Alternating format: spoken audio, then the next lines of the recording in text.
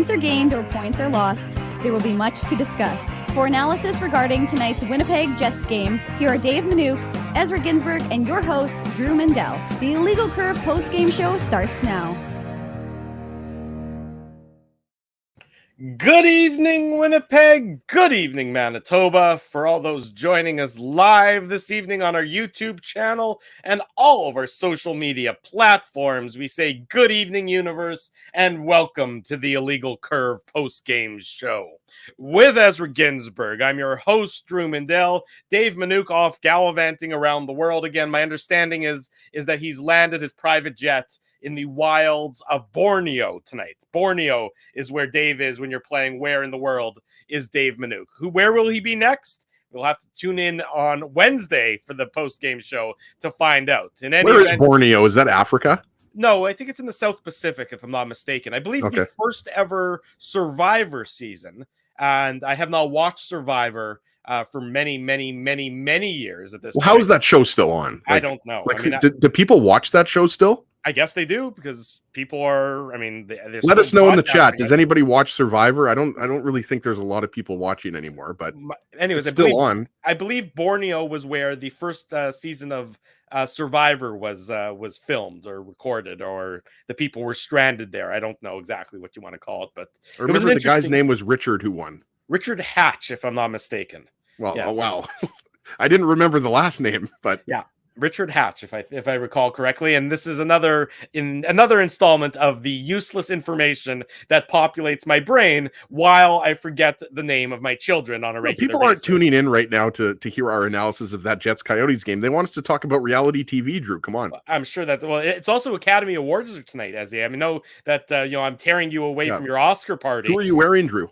I'm wearing the finest in Illegal Curve material, and these and the diamonds in my ears are those are just hearing aids. Those are diamond-studded hearing aids is what I'm wearing in my ears instead. I've not been to a movie in obviously over 2 years, and I don't think I've seen any of the movies that are up for the Academy Award for Best Picture this year. So I haven't been to a movie either. The last movie I went to go see was, I think it was called 3 or 4 Billboards Outside of Ebbing, Missouri. We had to leave the movie theater. This is how long ago it was. That's a good movie. Naomi was pregnant with our daughter Ariella, who's almost 4 now. Yeah. And we had to leave the movie theater because the air conditioning wasn't working. And Naomi and I were about to pass out. So that was the last movie I saw in the movie theaters. I wanted to go see Space Jam, if you remember, last year for my 39th birthday, but then Ruben got sick. So it might be a little while before I go see a birthday. So I'm with you. I don't even know what's nominated. You did star in the latest Jackass movie. So, you may not have seen it in the theaters yet, but you are the namesake and the star of the latest Jackass movies as well. I do not know anything about any of the movies, but that's 3 Billboards Outside of Ebbings, Missouri, or whatever it was a good movie, at least. It was a good movie, yeah. I did see that one. In any event, let's get talking about tonight's hockey game. I, for one, am going to be happy to never watch the Arizona Coyotes again this season, because they're not a very good hockey team. And I think the Winnipeg Jets, for one, are going to be happy to not play against the Arizona Coyotes again this season because of the person named Karel Vejmelka, who yet again almost stole another victory for the Coyotes here in Winnipeg, absolutely standing on his head through the first 40 minutes of the game. The third period we'll talk about, but the Jets ultimately pulling it off in overtime on the strength of that Mark Scheifele breakaway winner to give the Jets the must-have 2 points. Not the prettiest game. It's not getting sent to the Louvre. It's not going to be studied for generations by any stretch of the imagination. But 2 points is 2 points, and that gets the Jets 2 points closer to the final playoff spot in the Western Conference. One day at the University of Winnipeg, you're going to be able to take a 6-credit-hour course on the Winnipeg Jets versus the Arizona Coyotes on March 27th. No, you're right, Drew. The Jets could have easily had a few more goals. And, I imagine you, like myself, was watching that game thinking, was there going to be any change of momentum after that disallowed goal by Adam Lowry, right? The puck goes over, the Brendan Dillon shot is tipped.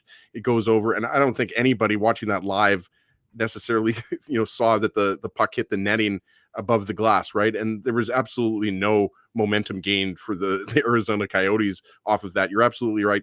Karel Vejmelka, he came in here a few months back and made 45 or 46 saves for the shutout, and he was the only reason that this was a close game, and including in overtime, right?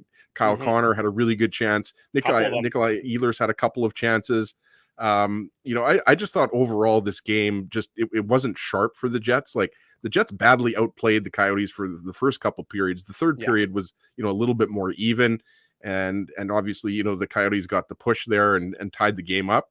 But you go back to that first period, Drew, right? Pierre-Luc Dubois, Blake Wheeler on the 2-on-1, and Dubois has the right idea, but he just misses the net, right? Yeah. And there was another chance that I can remember in the second period where it was a 3-on-2, and it was Scheifele, Stastny, Ehlers, and I think it was Scheifele, Stastny, Ehlers, and Ehlers ended up missing the net, and the puck came all the way out and out of the zone, out of the Coyote zone. So, like, this game can just be summed up by the Jets just have way more talent than the Coyotes. Oh yeah. And the Coyotes are a fun team to watch. You got to give them credit. Like, the future of this team is a guy like Barrett Hayton, and Clayton Keller, you forget's only 23 years old, and which never made any sense why there was talk of him getting traded. I mean, if you're trading Clayton Keller from the Coyotes, what are you left with? You're not left if you with don't anything. have Keller. I mean, Nick Schmaltz is a good player. I've always liked Nick Schmaltz. The top line was Keller, Schmaltz, and Travis Boyd. Yeah. But the drop off after that top line, I agree with you. And just as an aside, talking about Clayton Keller, I'm not sure why Sean Avery decided to go after one of the most skilled American players in the league, and a guy who's having a career year. Like, I just didn't understand. He was mocking him, and that's why I have absolutely no respect for Avery. Did you say Sean Avery? Yeah. I must have missed this, because is Sean Avery still relevant? I mean, like, what did Sean Avery say? I missed it. He's a joke. I mean, look, go back to that Orlando Solar Bears that trial. Like, what was that? Or something. That was just a waste of everybody's time, right? He skated with them a couple times, and then he realized he's 45 years old and he's out of shape and he's no longer a pro hockey player. But Avery basically on his own Instagram or something basically was criticizing Clayton Keller and talking about how he's got the the plastic flaps on his helmet and everything like that, and just basically just criticizing him and saying that he's nothing special. Anybody who's watched this Coyotes team can see that Keller is their leader right now, and by far their most skilled player. So I just think it's kind of gutless, but this is a gutless person we're talking about. So I missed that entirely. I think anything to do with Sean Avery has probably been blocked out of my mind accordingly. I mean, there's if he's criticizing a guy who's got plastic flaps on his helmet, Sean Avery's a guy who's got plastic in his brain. So I mean, exactly, glass houses and everything there, Mr. Avery. In any event, look, this is, to me. And we'll get into the goals. There weren't many of them, so the Betway game recap won't take a tremendously long time tonight. To me, the Jets played the third period a little bit scared. And I know there's going to be a push from the Coyotes because, it's a 1-0 game after the Lowry goal doesn't get, is taken off the board. But, for the Jets to be playing at the level they did through the first 40 minutes, I didn't think in the last 20 they had the same push. And to me, it was just a sign of it's a 1-goal game. You know where you are in the playoff race. You know that this Coyotes team is a team that's upset you on home ice before. I thought the Jets were really sort of squeezing their sticks pretty tight in that third period. And, hockey being what it is, one opportunity in a 1-goal game can be the difference. And the Coyotes obviously were able to tie it up at that point. But, I like the Jets I love the Jets first 20 minutes. Their first 40 minutes was pretty good. But that last 20, I thought left a little bit to be desired. And I mean, look, game of inches, never mind inches, game of centimeters. What happens if Shane Gostisbehere doesn't hit the post / crossbar there in overtime? And this is a Coyotes 2-1 win instead of a Jets 2-1 win. Right, and at least they would have had the point, but yeah, you can't leave that other point on the board. Dennis certainly thought it was in on the broadcast and the TSN production team. Well, I was waiting for the horn. I thought I was watching at home, and I thought it was in it as well. And when the Jets transitioned the puck back up the ice and then generated a couple of good chances on the ensuing rush, I was waiting for that horn, that sometimes goes off when they review it in the off ice officials room, and they determine that it actually went in. And I was sort of expecting you'd hear that, but in this instance, obviously, it didn't go in. Much to the Jets, much to the Jets being glad about. Well, and I thought Gostisbehere, had a pretty solid game, and Dyson Mayo, who's on the all vacuum team and the all food team, Yes. is his D partner, and that's kind of who they rely on a lot these days. But yeah, that overtime was very exciting. But you're right, Drew. I mean, there was going back to what you said about the third period and how the Jets were sitting back a little bit. I mean, who do you have to worry about there? Like, if you're playing, pretty much any other team, you have more forwards to worry about. But this group of forwards for the Coyotes is one of the weakest groups in the NHL. So yeah, I don't know the strategy. I don't think was to sit back, but you definitely didn't see a lot of high quality scoring chances. And when the Jets did have that high quality scoring chance, Lawson Krause obviously slashes Mason Appleton, who had a wide open net and would have scored, right? It turns out that the Jets end up getting the extra point in overtime. That power play was not great. Neither of the power plays were great. I mean, right, and it was surprising, lame. right? And that's again, we're talking about the game because obviously, this is the Jets Coyotes post game show, but I mean, you're wondering, like, why couldn't they translate, how good the power play looked against Columbus the other night, right? That's what was kind of head scratching to me. And the first power play unit was on, I think, for about a minute 30 of the first power play, and then the second power play unit came out a little sooner. I want to say like a minute or a minute 5 in after Lawson Krause's penalty. But yeah, after the Galchenyuk penalty on, I believe it was on Scheifele, if I'm not mistaken, or Scheifele or Dubois, I forget. But yeah, the power play it didn't look quick. It didn't look crisp. But at the end of the day, like, it doesn't really matter. I mean, the Jets are maintaining pace with the Stars, maintaining pace with the Golden Knights. We know that the 3 games in hand might come back to burn the Jets, but really, I mean, does it matter? I mean, you get 2 points here, and don't get me wrong, this Coyotes team is really bad. Yeah, but you find a way to win. And even though Karel Vejmelka had another career game versus the Jets, at the end of the day, Scheifele scores the OT winner, and you're able to now go on the road and be very close to a playoff spot. Well, that's it. You finished the homestand. This week, you needed to win 4 games. Well, you didn't win all 4 because that loss against Ottawa on Thursday is still fairly inexplicable. But you did well on this homestand. You did what you needed to do for the most part. In that you're still right in the thick of the race. I mean, the truth is, Vegas should have lost yesterday.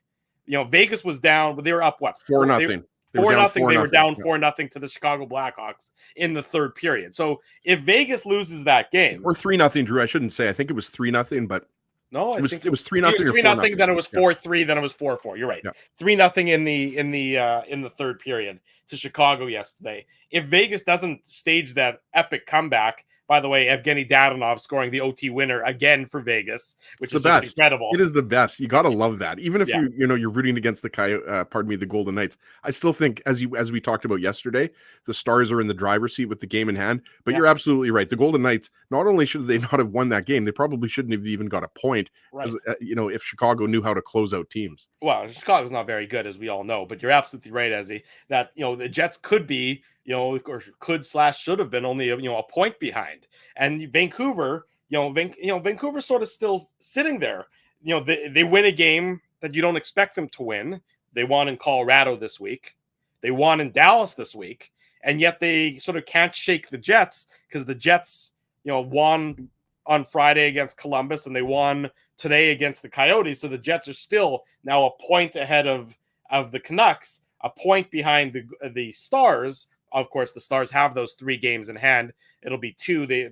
Actually, Dallas goes to Anaheim this week and plays back-to-back in Anaheim, Tuesday and Thursday in Anaheim. So sort of a weird schedule that they play 2 games in Anaheim this week, and they're on a bit of a West Coast trip. And then, of course, Vegas. They've got San Jose and I think Seattle. Yeah, so they've got not a difficult schedule. Yeah, we talked about that yesterday. The Stars have some easier games coming up. Doesn't mean they're going to win them, but. Wow. You're right. I mean, again, you play the teams that are in front of you, like the Jets did tonight, and they have to get the win when they got it.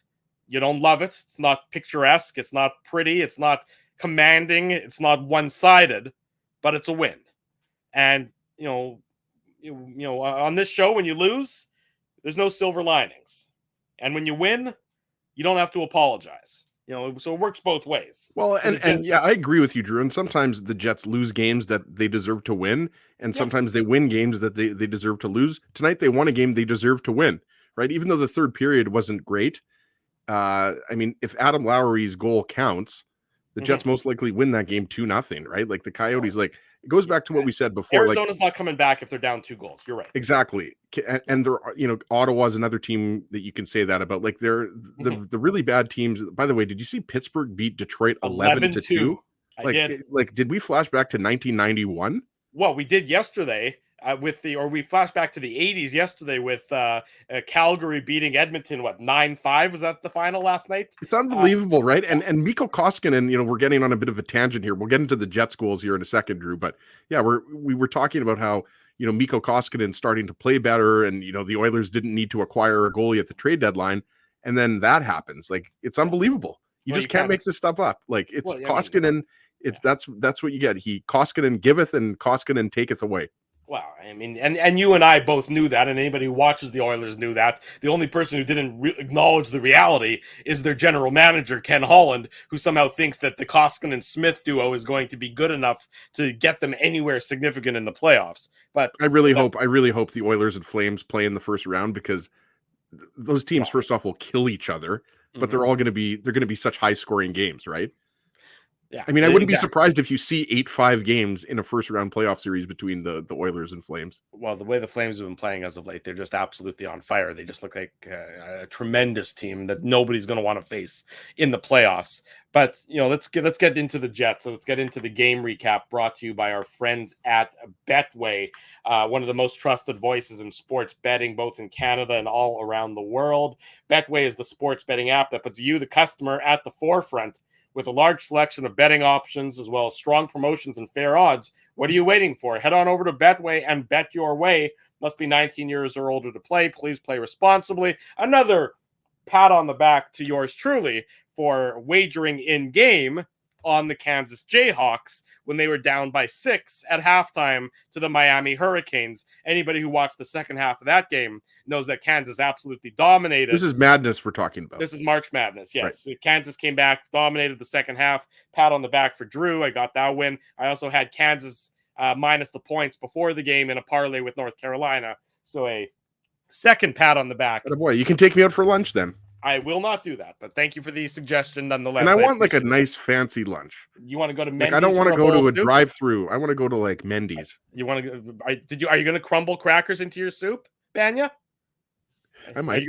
Did you crumble? I'm not a cracker crumbler. Okay, fair enough. Neither am I, for that matter. I don't like. I'm more. You know what I'm more of? I'm more of a bread dipper. Bread dipper is a good thing to be. Yeah. In any event, the Jets open the scoring. After really controlling the first period. You look at the possession in the first period, 65% for the Jets, almost 66%, 34% for Arizona, 8-2 the high danger chances for the Jets in the first period.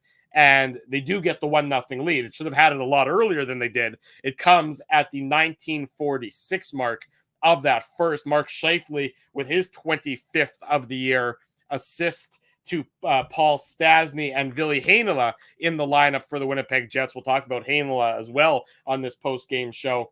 Vejmelka was great in the first period, but this is Scheifele going hard at the net, strong net drive, Stastny getting the puck through, and a nifty tip by Mark Scheifele here, Ezzy. Absolutely, Drew. And, you're right. I mean, we talked about, early on in the game, I forget how many minutes into the game it was when Pierre-Luc Dubois had the 2-on-1, missed the net, and Nikolai Ehlers had a really good chance in close. I don't know how many shots Nikolai Ehlers ended up with in this game. I wouldn't be surprised if it was 15 or something like that. It must have been. He was 8. It was 8. I was going to say it must have been at least 6 or 7. It was 8. I checked that before post game started because I knew that it was certainly. What were the shot attempts though? The shot attempts must have been like 12 or 13 or something. Let me look that up. You talk about the goal, and I'll tell you exactly what his shot attempts were. You broke it down there, and it was just a nice net drive. And actually, watching that live, I actually didn't even think that it went off of Scheifele. I thought it went off of. Was it Dyson Mayo in front of the net? I forget who the defenseman was in front of the net. I'd have to go back and check the replay. But yeah, I mean, you talked about Ville Heinola. Dyson Mayo was on the ice there, so quite likely was him. Yeah, it was Mayo in front of the net with Scheifele, and yeah, just a good drive. And Stastny puts the puck on net there, and I thought that line was really good in the first period, and we weren't sure if the lines were going to be mixed up, with Jansen Harkins not missing the game tonight, and made it a little bit easier. We didn't see Adam Brooks or anybody else. I was surprised about that. I mean, we spent time on yesterday morning's show talking about it because I was surprised that he was in the lineup today. Well, it looked like he was going to be out long term, right? Like when you come back into a game and then you have to leave. I mean, you're thinking, okay, he's going to miss at least a game or two, but good for him. But yeah, I mean that goal was came late in the first period when the Jets probably could have, as we talked about, had a couple of goals before that, but you get rewarded sometimes for just going to the net and making the defenseman pushing the defenseman back. Yeah, that's exactly right. I mean, it's just we had Craig on yesterday, and I encourage anybody in the chat, anybody listening to this on the podcast, if you haven't watched Craig Button from yesterday's Illegal Curve Hockey Show, it's in the second hour, right around the hour and a half mark. Go back and watch him because he really does a great job sort of explaining the Jets' problems in their own zone and as it pertains to the high danger zone. So you can go back and check that out. And you can just apply that to the Arizona Coyotes, Drew. Well, I'm just saying, getting to the middle of the ice was so easy for the Jets tonight. Well, it's which nobody thinks the Coyotes have the talent to prevent that. That's the difference. Is people think the Jets have the talent to prevent the high danger opportunities. You mentioned Ehlers, 24 Corsi for, 12 Corsi against for Nikolai Ehlers. So the shot attempts were certainly the possession numbers were certainly very good for the Jets' dynamic winger in today's game. But as for the Scheifele goal, it's like, look, just do what you need to do and go hard to the net, and good things happen. And I thought the Jets, particularly in the third period, got away from that. I thought that they tried to make things a little bit too fancy in the third period. There was the Nate Schmidt play where he takes the puck, and I think he sort of came from the right side of the ice and he came down the left side. And to me, it looked like he was in a good shooting position, and he ended up going all the way around the net and didn't really leave himself anything by doing that.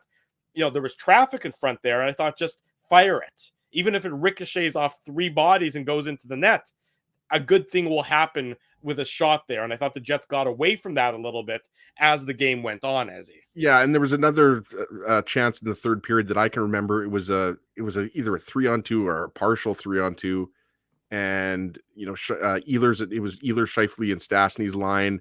And, Scheifele could have shot the puck and he was looking for Ehlers and then ended up just, getting deflected away by the Coyotes defenseman. Sorry, I can't remember which pair of defensemen was on the ice. It could have been Gostisbehere and Mayo. Actually, as an aside, Cam Dineen, to me, and it is Kevin Dineen's son, in case you were wondering, he looked really good to me. Like, he's a guy that's spent a few years in the American Hockey League, but you can tell, like, they're giving these guys an opportunity, right? And you could see the Coyotes, use some of their younger players in overtime. Mm-hmm. And, why wouldn't you? I mean, you're not making the playoffs this year. You're way out of it. You might as well see what you've got, right? Like, put these guys up against, Connor Dubois and Ehlers. But you're right, Drew. I mean, again, like, that's the thing. Like, a lot of these goals are, I mean, we see some beautiful goals from Connor and beautiful goals from Ehlers and Scheifele sometimes, but this is one where it just goes to the net.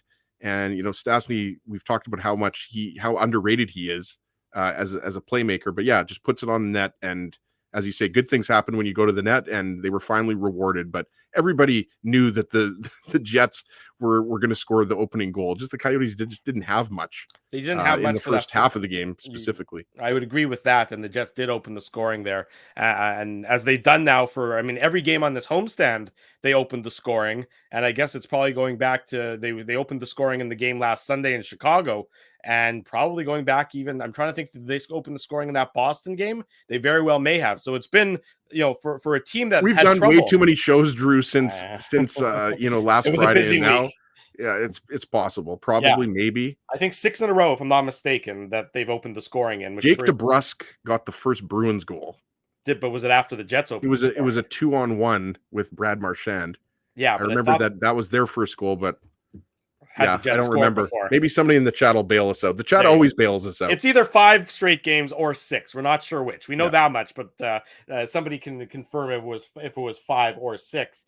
And so a great first period for the Jets in that they played the game on their terms and they controlled the game. And that's what you wanted to see from the Jets against a weaker opponent like the Arizona Coyotes. The second period was, much of the same, I would say, for the most part. The Terrible. Jets had I meant one-sided in the Jets' favor, as he not terrible. But I mean, most of the games involving the Coyotes tend to be terrible. But again, you look at the high danger in the second period, 7-3 for the Jets. I mean, it was, the expected goals were tremendously in the Winnipeg Jets' favor throughout the course of the game. I mean, the expected goals ended at 3.28 for the Jets and 1.83 for the Coyotes. And I would have liked to see what the expected goals were after 40 minutes.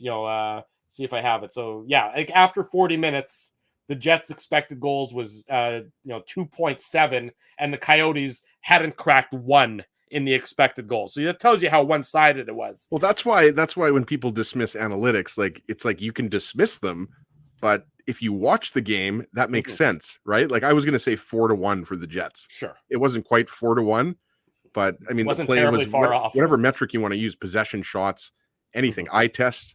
I mean, the Jets were the better team, and even though they took the foot off the gas a little bit in the third period, you saw in overtime like the skill took over. By the way, Phil Kessel looked like he was on the ice for a minute and a half, and I thought for sure once they cleared the zone, Kessel was going off. Yeah, he turned the Jets on. Like he always surprises you. Well, when he wants with his, he's so good offensively in his skating, right? Like everyone, likes to think, okay, he's this old, slower guy, but he was on the ice for a minute and a half and still had enough to get a decent scoring chance. Actually, if I'm not mistaken, he's UFA at season's end, right? I think Kessel I believe so. I think somebody's if going to. If he isn't, Drew, he's probably only got 1 year left. Right. I think he is pending UFA. Somebody's going to sign him for nothing, and they're going to get a motivated Phil Kessel, assuming he leaves Arizona, and he's still got things in the tank. He can still shoot the puck. He can still play. I mean, he's an incredibly smart player. He got a bum rap in Toronto. He was blamed for everything that could possibly. He is a pending wrong. UFA. Shout out to Cap Friendly. There you go. Somebody's going to buy low on Phil Kessel, and they're going to get well rewarded. Mark my words. You can write it down. It's a Mindell. I don't know if there's a Ginsburg guarantee. I need an alliterative Mindell something. A Mindell. I don't know. I'll think about it. But write it down. March 27th. Somebody's going to buy low on Phil Kessel, and they're going to get some value out of it. Yeah, maybe Mindell madness. With that prediction, it might be. In any event, the Jets thought that they made it 2-0, Ezzy, when Adam Lowry scores, but it's taken off the board because 22 seconds earlier, the puck, according to the officials, hit the mesh behind the goalie, and the play should have been whistled down, and they did not do so. Is that the first time, a goal has ever been overturned for that reason? Like, I can't even remember the last time that has been the challenge. You can challenge it. So, yeah, good on the Coyotes video team for acknowledging that. But I don't think anybody watching that game, or very few people watching that game, saw that puck go over the glass. But I mean, by the rule of the law, it's no goal. And it's unfortunate because it was a really nice, point shot from Dylan and tipped by Adam Lowry. And horrible defense by the Coyotes. Like, they didn't just leave Adam Lowry alone. Like, I think he had enough time to pull up a recliner, get a book, maybe pour a cup of tea there. Because he turned around, like he was in the corner. I thought Lowry had a great game, by the way. Like on that sequence in the third period where Mason Appleton had the chance thwarted by Lawson Krause. Sorry. Yeah. Just individual, like just some great, hard work. There was a good battle between Lowry and Dyson Mayo. We're talking a lot about Dyson Mayo. He's a good defenseman. You've noticed for all the right reasons for in the games the Coyotes have played. Yeah, and Lowry and Mayo. Lowry just beat him to a puck, and then the puck comes back to the point. Was it Morrissey who took the shot? I forget who took the shot that ended up going to almost going to the rebound goes to Mason Appleton, but lost my train of thought there. I don't know where I was going with that, but we were talking about the disallowed goal and how you said how Adam Lowry had played a good game. Oh, right. Yeah. So the disallowed goal. Yeah. And he's always solid. Right. And the reason why I thought, it was an impressive game from that line of Lowry, Sanford, Appleton is because, you suggested that, maybe Zach Sanford was going to go down to the fourth line, and then you might see a player like Paul Stastny. And I think that's something to look out for here, Drew, because I mean, the lines right now, they might stay the same on, the Jets have a couple days off. So, Wednesday's game against Buffalo, I think it's Buffalo on Wednesday, and then Buffalo and then Toronto Thursday, on right? Thursday. Yeah. So,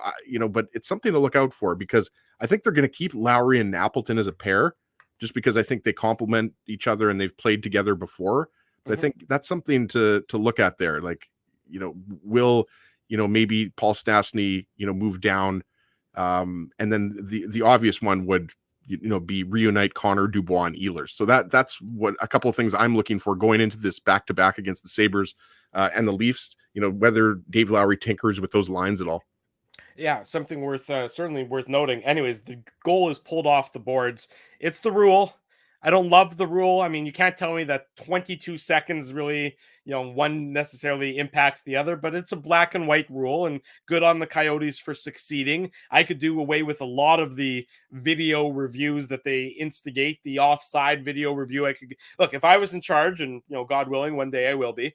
Get the only Bettman's got to retire eventually, Drew. And then it's clearly the Mindell mandate time at that point.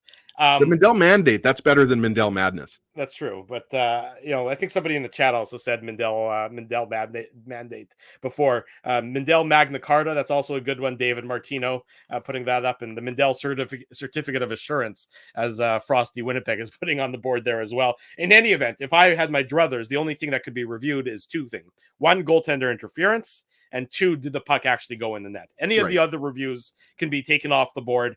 This is I actually don't disagree with you, to be honest with you, because so many times everything else is a judgment call. There's no way a human being, a human official, obviously they're still human until they bring the robots in, which is going to happen eventually. We know it. Yes, and then they're going to get robots for us, and then everything's going to be robots. Yeah, robots are taking over.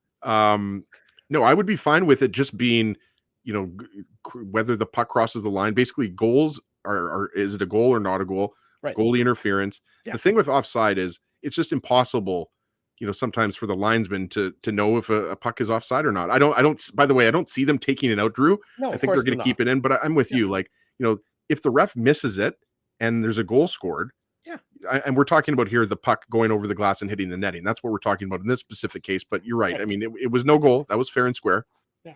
Well, I just never, like, everything else is a judgment call. A missed penalty is a judgment call that they're okay with not having reviewed, but now everything else gets reviewed. And it just slows down the game, and there's a human element, and that's part of the reason why the game is so good, is because of the human element, where one human can come up and dominate a game that they're unexpected to. If everything was just going to be played via video review or simulated on a computer, nobody would watch it. In any event, that's an aside. Before we go on here, I'll say one thing though. I mean, the NHL, 4 or 5 years ago, like the speed at which these plays are reviewed has gotten a lot better. Like these reviews don't take longer than usually a minute or minute and a half. They got rid of the ridiculous skate over top of the ice versus not being on the ice aspect of the review, which was the stupidest of all the stupids. I mean, when you're trying to determine if player X's skate blade is actually lifted a centimeter off the ice, and you're trying to do how you see that sometimes on video review. Especially when you're looking at an 8-inch iPad. It's not like you're looking at a 75-inch HD TV. You're looking at an iPad that's smaller than my computer screen that I'm talking to the good folks through on this Sunday evening. You're watching the Illegal Curve post-game show. Drew Mindell, Ezra Ginsburg with you. If you're new here, smash the like button, gently press the like button, whatever it might be. You can gently touch it, but we prefer you smash it. That's true. Subscribe to the YouTube channel, subscribe to the podcast, leave us some comments, leave us some reviews. This is the Illegal Curve post-game show. We do it after each and every Winnipeg Jets game. We'll do it again Wednesday night when the Jets are in Buffalo to meet the Buffalo Sabres, and we'll do it again Thursday night when the Jets are in Toronto to meet the dastardly Devils of the Toronto Maple Leafs. Anyways, it's 1-0 after 40 minutes. And as we talked about sort of at the outset of the post game, the Jets, I thought, played a very tentative third period. And the Coyotes played better in the third period, which, is not surprising. They're going to push. They're going to look to try and tie a game that they really have no business being within one goal of. And they did so. And it came at the 6:17 mark of the third period. Nick Ritchie gets his 9th of the year assist to Nick Schmaltz, who has 26 assists on the year now, and also an assist to Cam Dineen, who you mentioned before. And it's, a net front play. The puck gets sort of messed around, and just everything about it was sort of emblematic to my mind about the Jets' sort of soft play in front and behind Connor Hellebuck, as the case may be on this one. I thought that, again, more physicality, more man-on-man body work as opposed to lame stick-checking actions probably prevents that from happening, but the Jets are what the Jets are, and it was 1-1 at that point in the third period. Yeah, you mentioned, right before that sequence, I remember Brendan Dillon he went to go hit Clayton Keller. I might be wrong here. Step. It was in the neutral zone. It was in the neutral zone. Brendan Dillon stepped up. He missed Keller. And by the way, if Dillon hits Keller's a fantastic hockey player, but he's small. Yeah. And Dillon's a big boy. Right. So if Dillon hits him there, Keller's probably staying on the ice for a few seconds. But I just thought Dillon was a little bit out of position that whole play. And then obviously, he gets beat. It's Nick Schmaltz in front of the net, I believe. He gets, beat to him, and then he gets the first initial shot. Like, these are big boys. Schmaltz, Ritchie. Like, Nick Ritchie's a guy who Toronto really thought, they had something there, and they gave him every opportunity, to have an impact. But Ritchie's actually fit in nicely to this Coyotes team, and he's obviously has an elevated role. But if you remember, Ritchie had a 2-on-1 chance in the first period. Hellebuck made a nice save. Hellebuck didn't have to make that many nice saves, but yeah, I mean, in this particular case, there's not much else you can say. It's just, it was one of those kind of garbage goals in front of the net where there's a bunch of whacks, and the Dylan Pionk D pairing just wasn't able to really clear the front of the net, and Ritchie knocks home the rebound, and somehow the Coyotes tied the game up. Like, I was sitting there and I was thinking, like everybody else probably, like, how is this game going to overtime? Similar to the Jets Blue Jackets game. Sure. I just didn't think the Coyotes deserved a point at all in this game. But hey, when a goal is disallowed and it's only a 1-goal lead for the Jets, give the Coyotes credit. They tied up the game late. They absolutely did. And I did not like Brendan Dillon stepping up at that moment. I just thought it was an unnecessary, risky play, because if you level the hit, if you make the hit, great.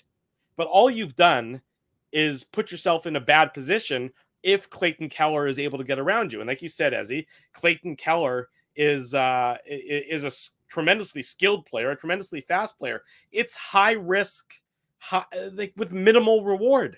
What's the best case scenario there? It's not like the Jets are going to be in an overwhelmingly advantageous position if Dillon succeeds with that hit. It's like the Logan Stanley play against Ottawa on Thursday night, where he's trying to keep the puck in at the blue line, where even if he does keep it in, it's not like the Jets were going to be in a great scenario or in a great situation.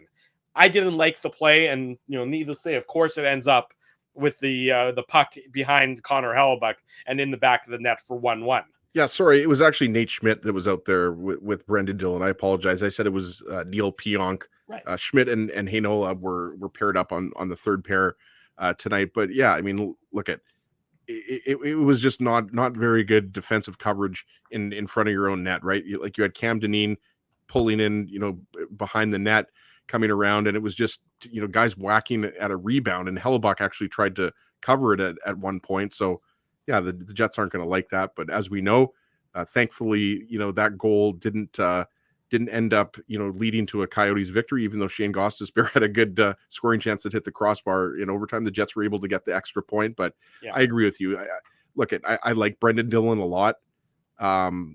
But yeah, in that particular case, it takes you out of the play. That's the issue with that type of play. But I mean, I'm not going to criticize Brendan Dillon, in his physical game, because he's probably, with the exception of maybe, Adam Lowry or Logan Stanley, he's one of the Jets' best physical players, right? Like, he knows how to, let's put it this way. I don't have to teach, I have nothing to teach Brendan Dillon about how to body check.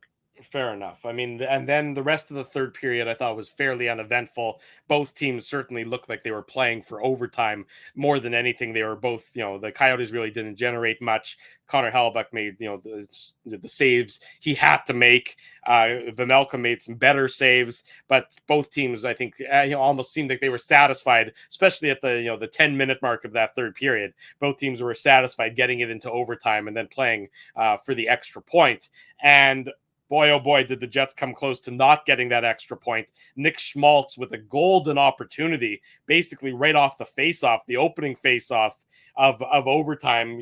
A bit of the perils you got to see of starting three forwards. The Jets started Connor Dubois and Ehlers, and there was a miscommunication, and Nick Schmaltz just walks right in, and Connor Hellebuck makes a tremendous save in overtime. And the Jets had plenty of opportunities as well, as we've documented, where Vejmelka made a number of good saves on Kyle Connor and on Nikolai Ehlers. And then with 11 seconds officially to go in the overtime, it's Mark Scheifele, his 26th of the year, assist to Blake Wheeler. And it really starts in the Jets' own zone. A very nice defensive play by Wheeler along the boards to force the turnover. And much like Ehlers had that breakaway from almost the defensive blue line on Friday against the Blue Jackets in overtime, Scheifele had the breakaway from center ice, give or take a couple feet, against Vejmelka, and Scheifele made no mistake to give the Jets the 2-1 overtime victory.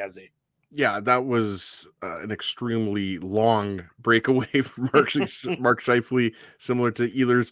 If I can just go back quickly to what you said earlier about, the perils of, I think that's the word you used, of having three forwards out. Connor Dubois, Ehlers, every Jets fan, and I think every hockey strategist believes that's the three players you want out there.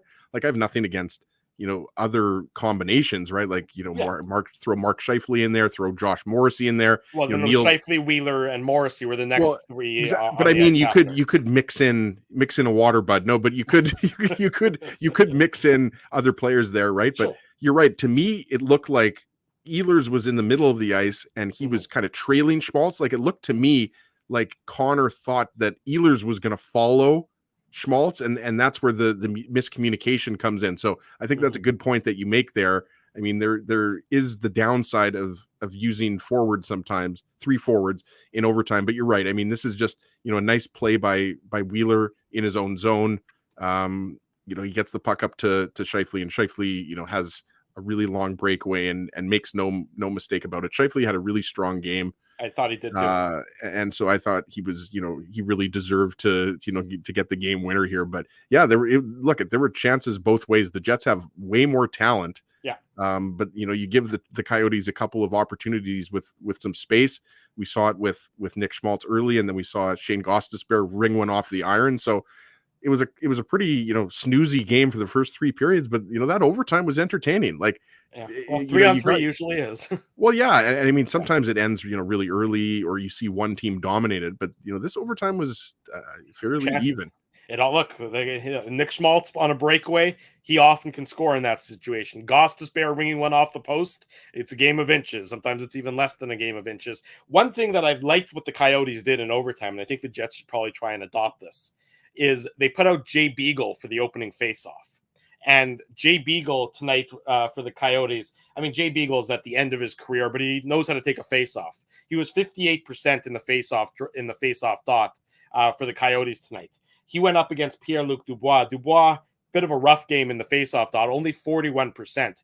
I wonder if the Jets maybe, and then Beagle won the draw, and the nature of 3-on-3 is you can sort of hold on to the puck once you gain possession. It's not like you're going to have somebody bearing down on you immediately. Beagle hightails it to the bench, and somebody jumps back over who's going to play that opening sequence of overtime. I wonder probably Keller. I forget if he was already on the ice, but I don't know exactly who started for Arizona. It would likely have been Keller, one of their better forwards. They don't have very many better forwards, so that there's few options for the Coyotes. But I wonder if the Jets in future, when you have guys who can take a face-off as well as Lowry is the obvious Lowry or guy, right? Stastny today. Stastny was 83% in the draw. Or Stastny, that's a good point. Yeah, and Lowry was 63%. So you wonder in future if the Jets are going to start with 3 forwards in overtime, do they maybe put out one of their better face-off guys to start, a Stasny or a Lowry, win the draw, have him hightail it to the bench, and then maybe Dubois jumps on at that point in time, and that's how you get your desired 3 forwards. Well, and you could see it. You could not only see that right at the beginning of overtime. You could see that in other face-off scenarios, right? Right, of course. I mean, it's a little tougher, if you're talking about the defensive zone or the offensive zone, because you don't have that much time and space. But we know that all teams can either take the puck out of the zone or because there's more ice. The point is that there's time for the center who takes the draw to get off and somebody else come in. So you're right. I like that too. Yeah, something to consider for the Jets. We haven't seen that a lot. I mean, No. I can't remember that many instances in overtime where the Jets have done that. I don't think any. You're right. We know of. teams like to copycat each other, right? Yeah, certainly. And I thought that was a good approach. And, look, the Coyotes are pretty terrible, but I don't know how to pronounce his last name. Tourigny, I think is officially how it's pronounced. Former Team Canada Team World Canada. Junior head coach. Yeah, That's exactly right. He's a good head coach. He's getting everything he can out of a woefully talent deficient Arizona Coyotes. They gave the Jets all they could handle tonight, but the Jets come out victorious by that 2-1 margin, moving 2 points closer to the final playoff spot in the Western Conference, 2 points behind the Golden Knights, with the Jets still having a game in hand. And of course, the Dallas Stars a point in front of the Jets, the Stars with those 3 games in hand that are always still going to loom large over the final 15 or so games of the regular season. This has been the Betway game recap from our friends at Betway. It's simple, fun, and safe to bet with Betway. Head on over to Betway and bet your way. Must be 19 years or older to play. When we come back, we're going to talk about Ville Heinola's performance. He was in the Jets lineup for the first time in a long while. We'll look ahead briefly to Wednesday's game in Buffalo. Much more to come. Don't go anywhere. Sunday evening, it's the Illegal Curve post-game show. Drew Mandel, Ezra Ginsburg, and all of you in the raucous chat joining us live on YouTube and all of our social media platforms. Jerry Seinfeld, Chris Rock, Jon Stewart, Dennis Miller, Brad Garrett, the biggest acts and all the up-and-comers. They've all made their mark at Rumors Comedy Club, North America's longest-running independent comedy club. Rumors has kept Winnipeg laughing for over 25 years. When was the last time you laughed out loud? Make it a great night out with friends or book your office or birthday party, even a fundraising event at Rumors. Get all the details and dates on upcoming shows at rumorscomedyclub.com. He winds up. Oh, looks like Ezzy took that one right in the choppers. A blistering fast puck hurts like HE double hockey sticks. That's why I let the pros at Linden Market Dental Center turn my yow into wow. Get your brilliant smile back with state-of-the-art restorative and cosmetic dentistry from real pros. And remember, always wear a mouth guard. Now that's solid on ice advice. Learn more at lindenmarketdentalcenter.com. Creating smiles for life. Whoa, Ezzy, everything okay? You look stressed. Of course I'm stressed. We're moving, the house is upside down, the kids failed miserably at packing the fine china, and my life is in chaos. Chaos! Yes, that does sound like a problem. What am I going to do? Ezzy, relax. Rolly's Transfer Moving and Storage is the answer. With 60 years of experience in moving Manitobans and a track record of exemplary customer service, one call to Rolly's and your stress is gone. No job is too big or too small. Just visit Rollies.com and they will take it from there. Thanks, Dave, and thank you, Rollies Transfer Moving and Storage, online at Rollies.com. Boys, finding parking on game day shouldn't take longer than the Minute Minute. It shouldn't take longer than 1 minute? Yeah, less than a minute? I spend at least 20 driving around to find street parking, or if I'm in a rush to the game, I'll shovel out 20 at a parkade. You're both doing it wrong. There's this app called Grid Park. It lets you find and pre-book your parking spot on game days, and you can reserve your spot up to 1 month in advance. And guess how much you'll pay? Tell me, Dave. You know I love a deal. Ezzy, $5. Come on, $5? Yeah, and it's just 2 blocks from the arena. The Grid Park app? Yep, spelled GRYD Park. And you know what else? There's more? Our listeners get their first park free with the code FIRSTPARK. Wow, so they just download the Grid Park app and pre-book their next game day spot for free? Yeah, you got it, Ez. Promo code FIRSTPARK. Only on the Grid Park app. Hi, it's Drew from Illegal Curve here. Selling your home can be stressful, but it wasn't for me. Thanks to my friends at Zappia Group Realty, they made the process so easy. My home sold within 48 hours and with multiple offers. Zappia Group Realty took care of everything with their exquisite customer service and attention to detail. If you want to sell your home for more in less time, get started by talking to Frank and Mauro Zappia of Zappia Group Realty. Online at zappiagroup.com. For 3 generations and over 80 years, Tough Duck has been making apparel that works and plays as hard as the people who wear it. From jackets to work boots and everything in between, Tough Duck's clothing can handle the harshest environments, even the Illegal Curve Hockey Show. Work to live, live to play. Visit toughduck.com.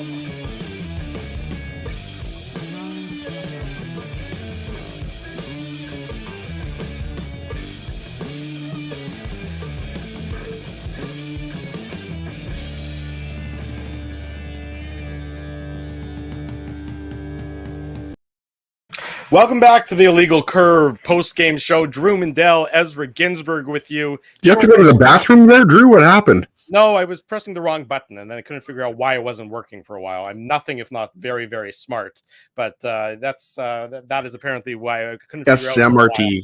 I mean, SMART. Yeah, SMRT. And apparently at the Oscars, and I really did not expect to provide an Oscars update on this post-game show, but if you follow it wasn't live on the broadcast that we were able to see, but it's all over the internet. Will Smith just punched Chris Rock in the face. Because Chris Rock was apparently making fun of Jada Pinkett Smith. That's Will Smith's wife, right? Hold on, is Chris Rock the host? No, I think I'm not sure. I think Amy Schumer and some other Tina Fey? Are no, not Tina Fey. I'm not even sure exactly who's hosting. If you want to go check it out, at Bubba Prague, that's Tim Burke, formerly of Deadspin. And apparently, where did Will Smith punt? This is amazing. Yeah, and it involved a lot of cursing and back and forth, and I can't tell if it's staged or not. It doesn't look staged because then they started F-bombing back and forth at each other. I don't think it's staged. It really didn't look staged, but if it wasn't staged, Chris Rock can take a punch. Well, yeah, Chris Rock's a lot smaller than Will Smith. I don't know. Are we going to bring up tail of the tape between Will Smith and Chris Rock? I don't know. I need to see this now. I'm pulling this up now. Yeah, I mean it's incredible of what I'm watching. So it's on the internet, it's on Twitter. You can check it out, folks. But it certainly did not seem this is incredible. That's not something I expected to talk about on this post-game show. But Will Smith is born and raised in West Philly, right? So if the Oscars are going to start featuring actors fighting each other, I'm way more likely to tune in than I am if it's not going to be a regular. Can we talk about the winner for the best foreign film? Did we talk about it, or can we talk about it? Because I don't think. Joking. I have no idea. Like I said, I haven't watched any of the movies. We both didn't, and we cannot. Ville Heinola, your thoughts on his actions and his game tonight for the Jets? Logan Stanley out of the lineup, as we speculated might happen on yesterday's Illegal Curve Hockey Show. What did you think of Ville Heinola's game? And he obviously got an assist tonight, so that his 3rd point of the season for the Jets. Yeah, just good for Heinola to get back into game action. He's been absent for a little while. Ended up playing 15 and a half minutes. The D time on ice was very evenly distributed. You had Josh Morrissey at just under 27 minutes, at 26 minutes and 46 seconds, including 3 minutes and 18 seconds on the power play. But aside from that, everyone was between 15 and a half minutes and 20 minutes and 40 seconds. That was Dylan DeMello, who was second on the team in ice time. But Heinola, I thought, was good. We talked about, he picks up an assist on the outlet pass to Stastny, and Scheifele gets the goal. But I mean, he just makes smart little plays. You saw his skating on display. I think he got one shot on net. It wasn't a dangerous shot on net or anything like that, but it wasn't the way that you thought Heinola was going to get into the lineup. You didn't think that Logan Stanley was banged up at all.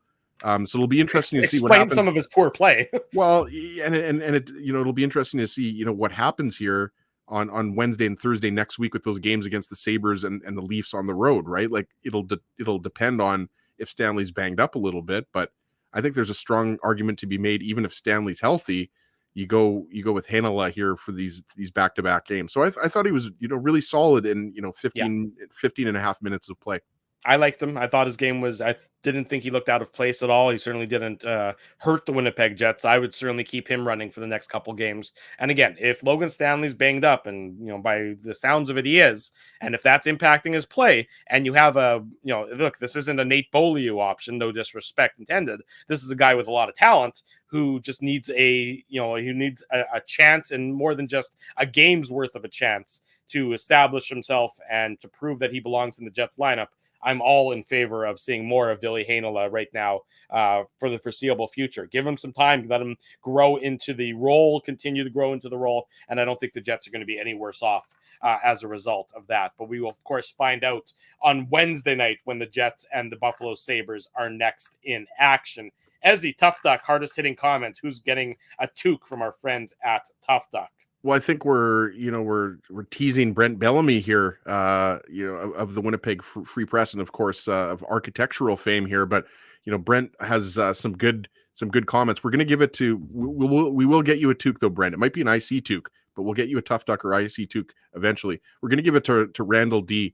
I sent you the comment there. You've got it up here. Regardless of I just like this comment. Regardless how the Jets season ends, Thursday's game is going to be in the Octagon.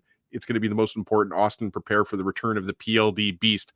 Obviously, Randall's referring to, that Coyotes Leaf series where PLD was Blue Jackets Leaf series. So pardon me, Blue Jackets Leaf series. Sorry, where Pierre-Luc Dubois was making Austin Matthews' life a living hell. So that matchup is going to be fascinating.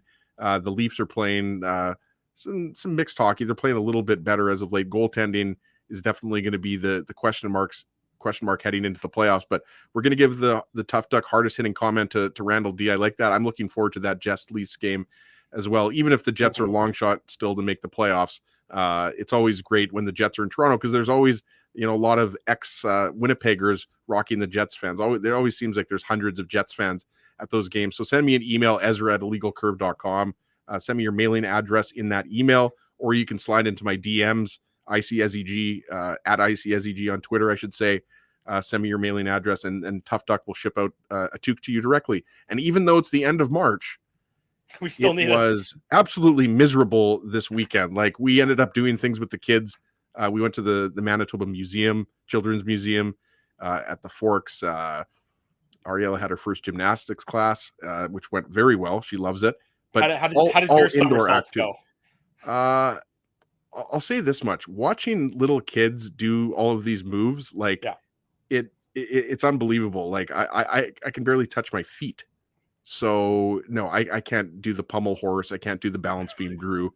I think I could do the rhythmic gymnastics like Will Ferrell with the ribbon and old school. Like I think I could probably open a few eyes, and I think people would maybe I could. That's something I could pursue as a soon to be 40-year-old. Like, I don't know if those classes exist. So we spent most of the time indoor, but yeah, it was really cold outside. So Randall, you're still going to need a toque probably for at least another week. And when it gets nicer, just put it in the closet and bring it out for next year. There you go. Congratulations to Randall, the winner of tonight's Tough Duck hardest hitting comment. Big thank you to all the sponsors of Illegal Curve who make the post-game show. They make the Saturday show. They make the website a possibility. Rumors Restaurant and Comedy Club, Linden Market Dental Center, Zappia Group Realty, Betway, Bernstein's Deli, Tough Duck, Boston Pizza, Seagram's, Rolly's Transfer, and Grid Park. Support these fine businesses because of their continued support of Illegal Curve hockey. The Jets victorious in a much-needed victory, a must-win game. Not the prettiest one, but a victory nonetheless. 2-1 in overtime over the Arizona Coyotes. Both goals coming off the stick of Mark Scheifele, moving the Jets within 2 points of the Vegas Golden Knights for the final playoff spot in the Western Conference. Ezzy and I are going to spend a couple days away from each other. I hope you all don't mind. We'll be back Wednesday night. We need a little me time. A little right? me time, exactly. Yeah, like I'm going to get my nails did, go for a massage. Yeah, exactly. Get just the back wax, things like that. Yeah, little R&R for Mr. Ginsburg. I've been banned from all those places. They won't take my business. No, they preemptively banned you from all those places. We'll be back Wednesday night for the post-game show after the Jets and the Sabres. In the meantime, smash the like button, smash the subscribe button, subscribe on the podcast, subscribe on YouTube, follow Illegal Curve on all of our social medias, Twitter, Facebook, Instagram, the whole Megillah, if you will. Follow us all everywhere, and be sure to tell your friends, tell your family that the best place to catch the best place to be after each and every Winnipeg Jets game for the best analysis of the Winnipeg Jets is here on the Illegal Curve YouTube channel. We're getting jiggy with it, Drew. And again, Saturday morning on the Illegal Curve Hockey Show. Off to watch the internet react to Will Smith and Chris Rock's fake fight or whatever it was. In the event, I'm going to go find out more about that. Thanks to everybody for joining us